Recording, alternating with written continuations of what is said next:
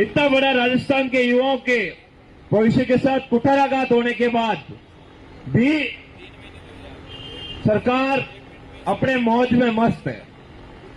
सरकार सरकार को ये बात नहीं भूलनी चाहिए कि जिस मुद्दे के कारण, जिस मसले के कारण राजस्थान में आपने सत्ता पाई है, आपने सियासन पाया है, उस मसले को आप भूलो मत। अगर भूल गए तो ये युवा, ये किसान के बेटे, यही नौजवान आपकी वापस दिशा चेंज कर देंगे। आपके बैठने की जगह है उसको दूसरी जगह कर देंगे। ये बात राजस्थान की सरकार को नहीं भूलनी चाहिए। जब विपक्ष में थी भारतीय जनता पार्टी की सरकार, तब बोसारों के आगे खड़े होकर फोटो सेशन के कार्यक्रम करवाना,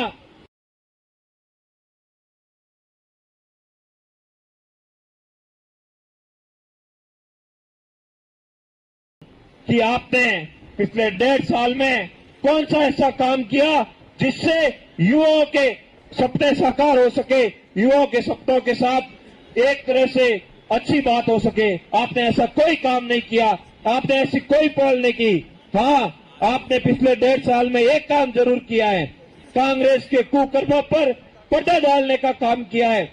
आपने कांग्रेस के मंत्री संतरी और उनके रिश्तेदार जो भर्तियों में नौकरियों पर लगे, उनको बसाने का काम किया है। आप तो बोल रहे थे कि हम बड़े बड़े मगरमच्छ पकड़ेंगे। मुझे तो आप मगरमच्छों के साथ बैठे हुए नजर आ रहे हो। मगरमच्छों को पकड़ने का काम नहीं कर रहे हो, उनको बसाने का काम कर रहे हो। जो बड़े बड़े भ्रष्ट अधिकारी है उनको बसाने का काम कर रहे हो। जब आपने ये मान लिया कि पद्मा की रैंक 100 से 39A हो गई, तो ये हनुमान जी बेनीवाल साहब की जो पिसाई हुई फीस थी, जिसपे हनुमान जी बेनीवाल साहब ने अंक तालिका पेश की, उस दिन आपने कहा कि ये तो कोई प्रमाणित अंक तालिका नहीं है, तो फिर आपने ये रैंक आज चेंज कैसे कर दी? इस बात का सवाल मैं राजस्थान की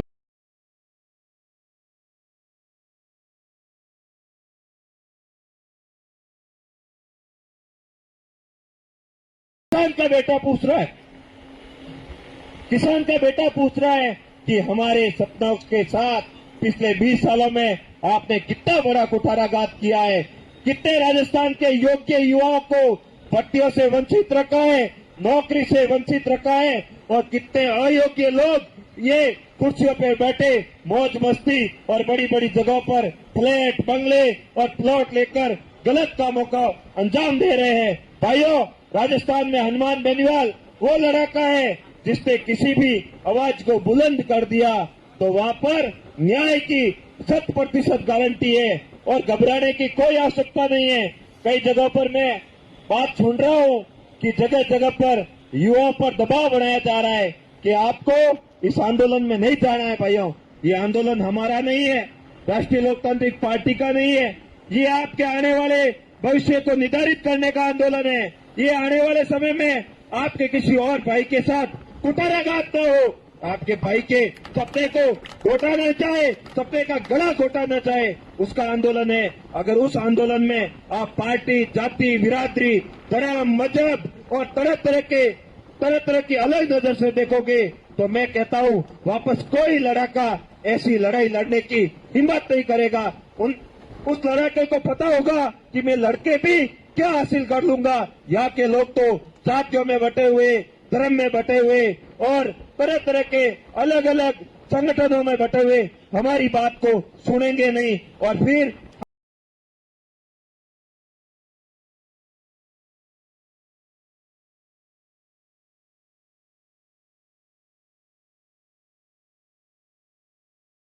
हनुमान बेनीवाल आने वाले समय में पूरे के पूरे राजस्थान के युवाओं के भविष्य को बसाने की लड़ाई है। इस लड़ाई में अगर हम कमजोर पड़ गए तो यही मंत्रियों के रिश्तेदार आरएस बनेंगे, यही मंत्रियों के रिश्तेदार एसआई बनेंगे और तरह तरह की भर्तियों में, हर तरह की नौकरी में ये लोग लगेंगे।